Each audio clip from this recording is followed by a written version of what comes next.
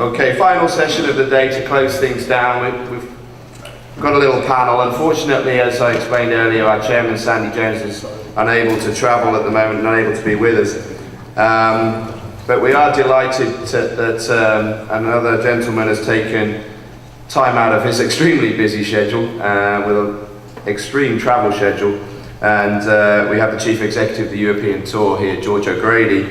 And George is going to be joined on the panel by Michael Sorling, one of our board members from the PGA of Sweden, Duncan Weir, Director of Golf Development for the RNA, and Panel.wmv, the President of the EGA. So gentlemen, if you could come up and we'll conduct this final session as a panel.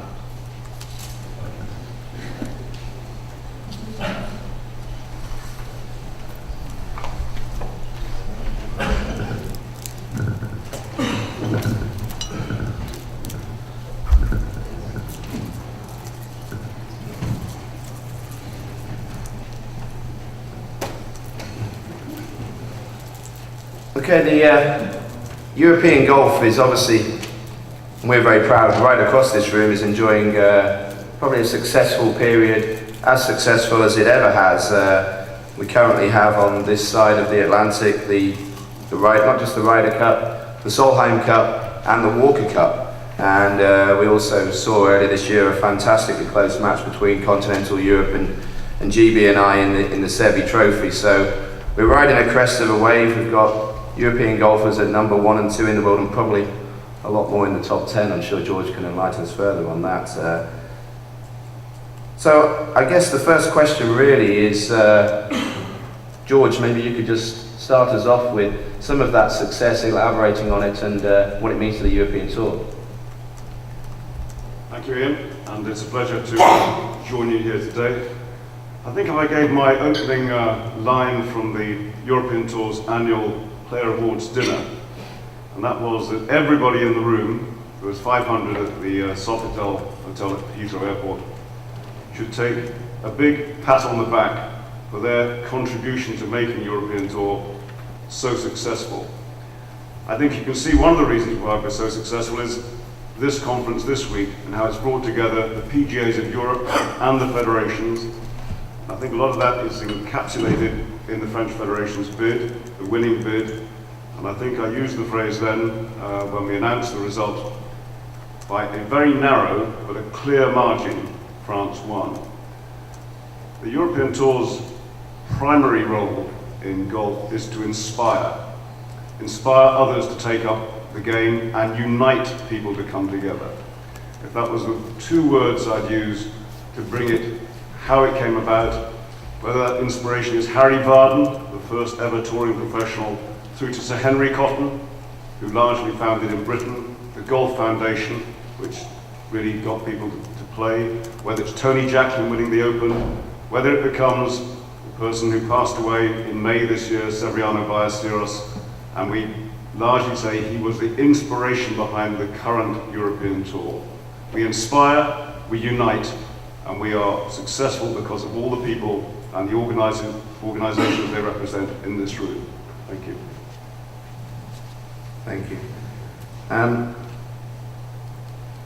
I think, just expanding on that theme of the sharing of information, Antti, perhaps I could ask you, you believe that obviously Europe's got a little lead in this because we've been so active in sharing that information, probably ahead of any other continent over the last 20, 30 years, and would you see that as a major factor in the success?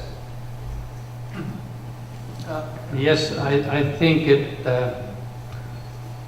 in Europe we have many countries that are competing against each other, and this competition starts already on the amateur level, where we, EGA, have been arranging those tournaments.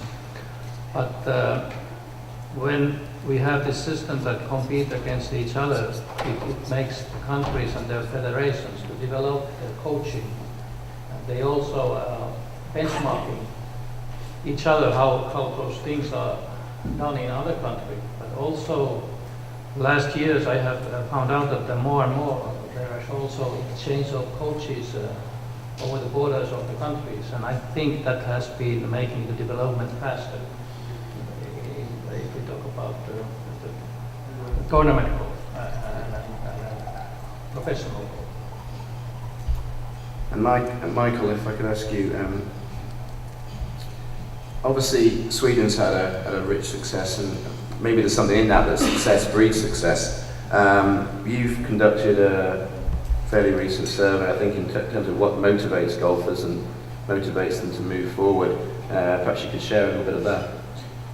Because it starts at the base. We need to have a big number of golfers to be able to have a few that reach to the top. And we just, it's mainly our federation, but we work very well together with our federation, and we asked all the golfers that left us during the last 3 or 4 years why, and what activities they were sort of missing or asking for. And out of the top most asked activities, 7 had something to do with the club pro. They wanted to have more training, more activities with the pro, and more outings for beginners and ladies. So the pro in the club must make a difference. It doesn't make a difference when we grow the game from underneath, and then you have the pyramid, and then you have some major winners up there on the top. I say activity starts cooperating, working together, and it starts at the club. So I guess if we take that as a theme, obviously professional game, or the PGAs are far more developed here, Australia, America, than they would be in Asia, in the rest of the world. Perhaps Duncan, obviously a lot of your work is international. Do you see many of the other continents catching up, maybe on that front, but in other areas? And where would particular areas be stealing a march? Thanks, Ian. First of all, I'd just like to say I endorse everything said by the other 3 panellists. You asked me where I think things are moving forward quite quickly. I have to highlight South America. We heard quite a bit from Anthony Scanlon about the Olympics, which are obviously going to be held in Brazil in just a few years' time if they can produce a golf course in time. But there have been winners on the PGA Tour from South American countries, and not just Argentina. Jonathan Vegas from Venezuela won earlier this year. Camilo Villegas has had some success. These young kids are all getting access to the American colleges, and they have a very healthy Tour de las Americas, which we support. And you can see a lot of movement forward there in countries perhaps not traditionally associated with golf. To be truthful, I was slightly surprised there wasn't a South American in the internationals team in the President's Cup at Royal Melbourne. That slightly surprised me. I don't think you'll see that again. In South America, for sure, they're making big strides. And I would extend that into Central America. They run very good championships, amateur events there for men, women, boys and girls, which we're privileged to support. And the standard of golf, although there aren't many golf courses in that part of the world, I think there are only 32 and half of those are in Costa Rica, but the standard of golf is actually quite impressive. And obviously Asia, I mean, George, you'll see this working more and more in Asia. I mean, in the ladies' game, we have Korean golfers and other Asian golfers dominating. Do you see that kind of catching up in the men's game? There's not even a fraction of doubt that it will. The strides you're seeing now in Asia, learning from what people... Asia's a funny word. We think we know where Asia is. The Chinese don't. They think China is China, and it's not in Asia. The Koreans think they're Korean, they're not in Asia. And it goes all the way through on that sort of basis. They have nationalistic tendencies as well. We think of ourselves as Europe, and one of the strengths of the European tour under my predecessor's reign was to unite Europe. The role of the federations in that time to bring them all together, the role of the European Golf Association was absolutely fundamental to our success, and how the federations work with the PGAs. I think we've used the Ryder Cup to bring Europe together. We've brought PGAs together with the federations in each country, which wasn't always the easiest thing to do. Now, the decision to get golf into the Olympics has awakened China. I just come back from Hainan Island, an island about half the size of Wales, which they want to make the absolute golfing capital, touristic destination of the world. It's a competition now for every European country. The Olympics means that it's now an acceptable sport in China, Korea, India, everywhere you go. If you think on what France is going to do to grow the game because of this decision for the Ryder Cup in 2018, just work out what the Ryder Cup has done for Scotland. To many people, the home of golf, a developed sport in Scotland. Because of the Ryder Cup, it hasn't taken place yet and won't take place till 2014. Every school child under the age of 9 gets a minimum of 3 golf lessons in his school a year, funded by the Scottish Government because of the Ryder Cup bid. I think 65% of all children got those lessons last year, and according to the First Minister, who's our partner in Scotland, the retention rate for those children going on to start golf in a lot of the public facilities they have up there is about 50% of that 70%. And that's in an established market. Think what's going to happen in undeveloped countries. The PGA Tour have started the President's Cup. You could say it's a rival to the Ryder Cup. I don't tend to think so. I think it's bringing the rest of the world together. And the next match outside America will be in Korea. And you don't have to be too bright to work out the one after that will almost certainly be in China when they've got a Chinese male golfer capable of making the team, which will happen because they're going at this teaching, the opportunities for professionals to coach in clubs in China and Korea is enormous. Why do you see so many great Scottish professionals all the way around the world? Because they've had to go and find opportunities, whether that's in Sweden, Holland, France, Germany, wherever they go in the world. They export their knowledge and their expertise. I think the whole global imprint of golf is changing, and we have to hold on to and be as good at it in Europe as they're going to be in other parts of the world. Yeah, it's changing within golf, but it's also changing outside golf. And we must look what trends to influence people and people's life outside golf. We see some kind of a new individualism out in the world, which can be very good for us, because we heard Michael said that his players from Ireland are very strong individuals. And if we can attract those people to play golf, they can be very successful. But the trends out there, they're short term, but the factors behind the trends are long term factors. So if we can see them and understand them, that will give us a chance and opportunity to recruit and develop. So we must look outside golf too, I think, to be successful. And so on that, you, George, going back, you wouldn't see maybe Asia kind of uniting in golf, and perhaps Duncan to you as well. And the same with South America. We are in probably the 4th year or so now of moving forward with a PGA World Alliance, and we see some of the challenges where Europe is 20 years ahead of the other continents in terms of these developments. So for you, because of the kind of fragmented state in Asia and perhaps in South America, you maybe wouldn't see a united continent in the same way? Well, I think South America is a different challenge. It is America, as it said, and so they link to North America very clearly. There's not the great explosion in terms of building golf courses that is needed to give people the opportunity to play. The great Argentinian and Brazilian players have largely come through the caddy ranks. That's how they've kicked off. They take Angel Cabrera. He started by caddying and then has to look after the rest of the family. Well, that's very similar to a lot of professionals here if you go back 30 years. A lot of the great Spanish players came from the caddy side of the game. Now you're seeing increasingly they come out of the amateur ranks where they played really good amateur golf and they moved forward that way.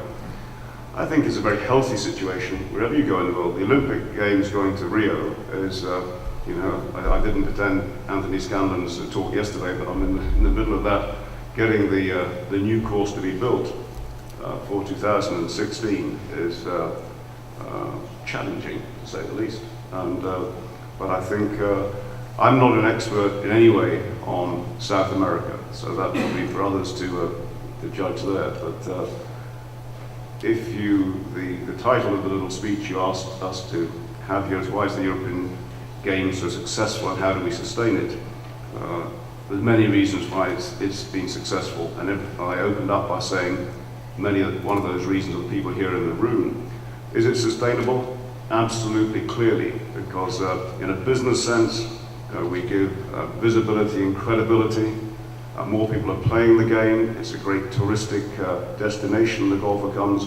All the things that encapsulated again in that French bid shows why it is. The great players coming from each country. Three great Italian players, and loads more coming. Loads of good Spanish players. It was about 10 years ago when the British newspapers wrote critically of ourselves. Where's the next English player coming from? There's no English player in the top 100 of the world rankings. Now if you look at it today, now why is England so successful today? These things go in cycles, so there's no one single answer, but to have all of them up there with the coaching, the determination, and I use that word inspiration, they want to be like somebody else. The work rate of the modern day European Tour professional is phenomenal. Now they all wanted to out Tiger Woods, on his fitness, his knowledge of the golf swing, his determination on every last thing he did. That's been repeated on all of them. They all have teams. I can only think about one player who doesn't travel with his team, his coaches, his nutritionists, his physiotherapists, his psychologists, everything else you need. But it comes to the backbone of the professional game and the people who coach across the globe. Peter Cowan's having great success as the coaches, and he feels that over here the professional game has got it right. He feels a lot of the American coaches coach for today, and the European coaches coach for tomorrow. They develop the player as opposed to just getting the results this afternoon in your team championship. But yep, I think it is a tremendously exciting time to be involved in the professional game because we're giving such great value, and the values of society are changing.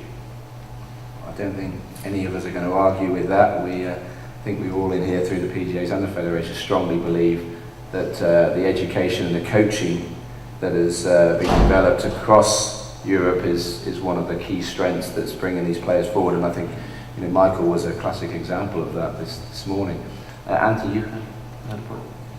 Yes, I think that if we look for the future, we already at the moment we are in golf competing about the soul, so young talented athletes, or those who are not yet athletes, and I know that there are many other sports who are campaigning a lot of getting those young talented kids to start football or ice hockey or whatever.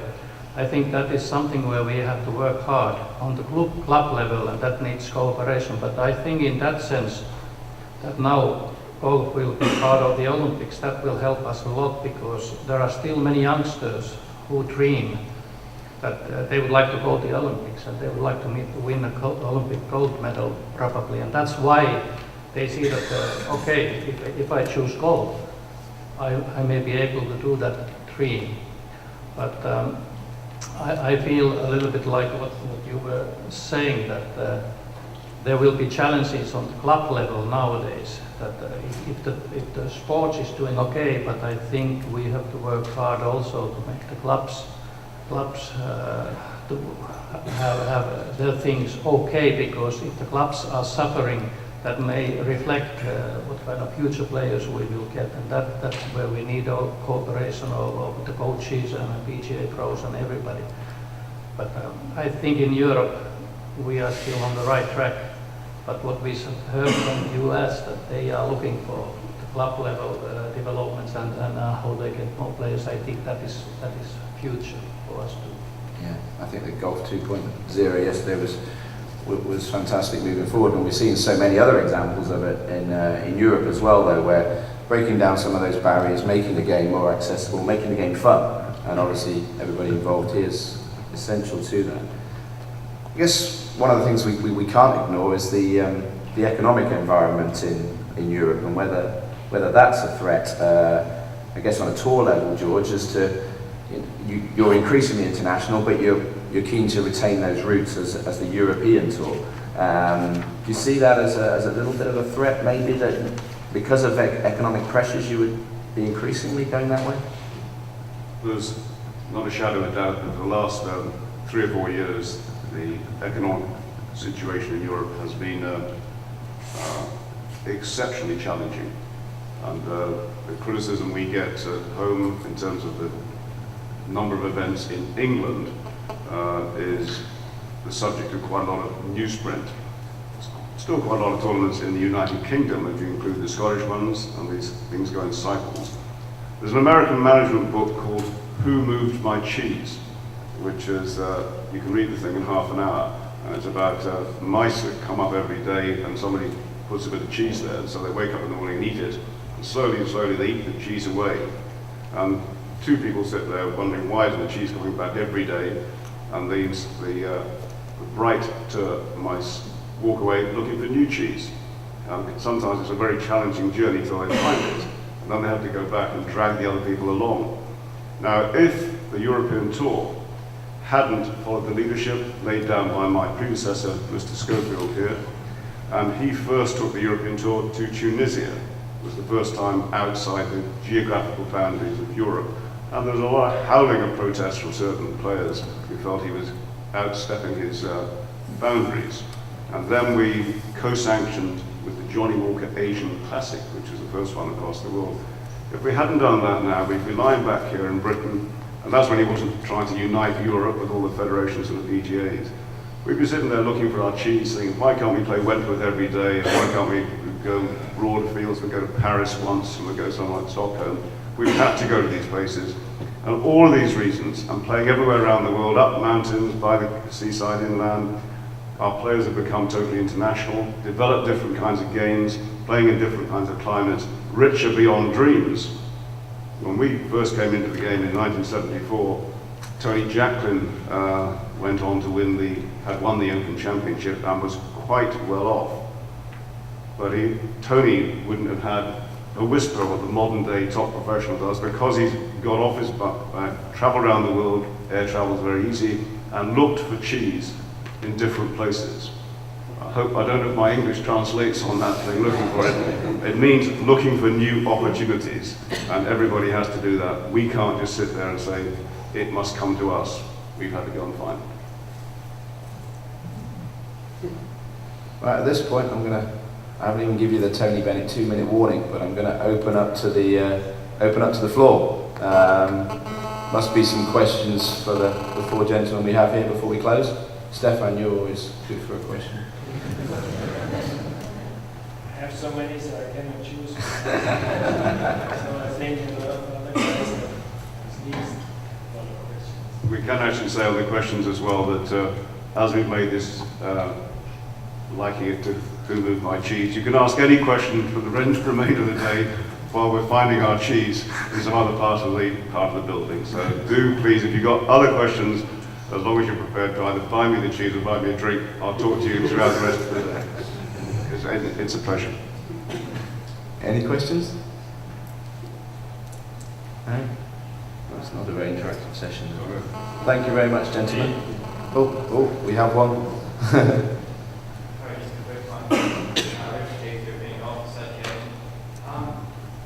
European team events. We have a lot of help from the RNA. We have the European logo there. I just think it's perhaps a shame that at that point where the European teams all come together to play, the players are representing their countries perhaps for the last time before joining the tours, or at least seeking a career in professional golf. I'm not sure if this is an amateur professional thing, but I think it's a shame perhaps that the European Tour and the PGA of Europe's logos aren't present there at some of our events, as showing their immediate support for PGA events.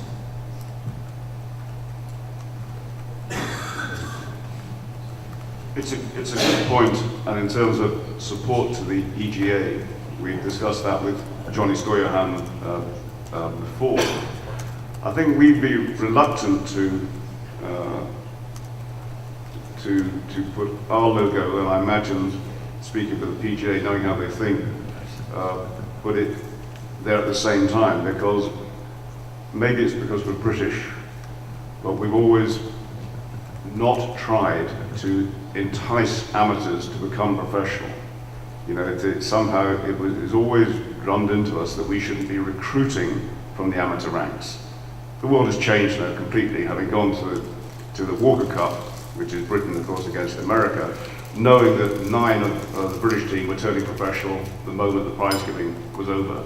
So really, the RNA has been very, very forward-thinking in terms of making it easier not to lose your amateur status. And so, if invited to take part by the European Golf Association, we'd respond, but we can't push in. That's quite clear. I think it's the same, you know, when I kicked off working in this business, if an amateur golfer even inquired about turning professional, that risked amateur status. We're palpably stupid. Now they can do everything, they can get the forms, they can state virtually when they're going to turn professional, and it's now, the game is much more progressive. I've often called the Royal Nation Golf Club the most progressive establishment body I've ever come across. You know, we've spent ages at the President's Cup 10 days ago in Melbourne discussing equipment, rules, and how to bring the game into the 21st century. I mean, you can imagine the length of time. I'm going off your question now, but deliberately, because I've taken it in. But you know, I could keep everybody going for half an hour if you like, and we can discuss the long putter, the big-headed driver, and all these sort of things which the world's administrators have to come to terms with. Come to terms with what makes the game easier for the amateur golfer, too easy for the elite player, and what's right for his image, which you know, we concentrate on image ferociously now. It's most, as our sales brochure for the European Tour and for golf, image is critical. The decision going to the Olympics is the same thing. We have anti-doping now in golf. Thank goodness we tested. I've got all the figures in the back of my head on how many people we tested on anti-doping. Luckily, all negative. The Americans have tested more. They don't publish their findings. I think they found a few recreational drugs, but no performance-enhancing drugs, which is different. And we've now got very strict gambling regulations. We don't have a problem with gambling in golf, but we've got a regulation there now. If we were got at in the same way as cricket and football, rugby, cycling, all those sports have been subject to big gambling rings from Asia. We're now aware, we spent ages, we're aware of all the ins and outs of those problems, and we have rules in case it becomes a problem. Again, the world has changed on enticing guys to turn professional, and we'd respond. I think certainly from what we've seen over the last couple of days, and our perspective is that, Richard, taking your point a little bit, not just for events, but you know, the concept of joint initiatives, joint branding on where appropriate, particularly on golf development initiatives, we'd certainly welcome more of those conversations, and a lot of that is already happening obviously on a national level, and we'd welcome it with the EGA on a European-wide level as well. So maybe not, again, specifically on your question, but certainly I think we're seeing a lot of that where the federations and the PGAs are joining up, and the more they can jointly brand or jointly work on these initiatives, all well and good. Any final questions? No, thank you very much, gentlemen.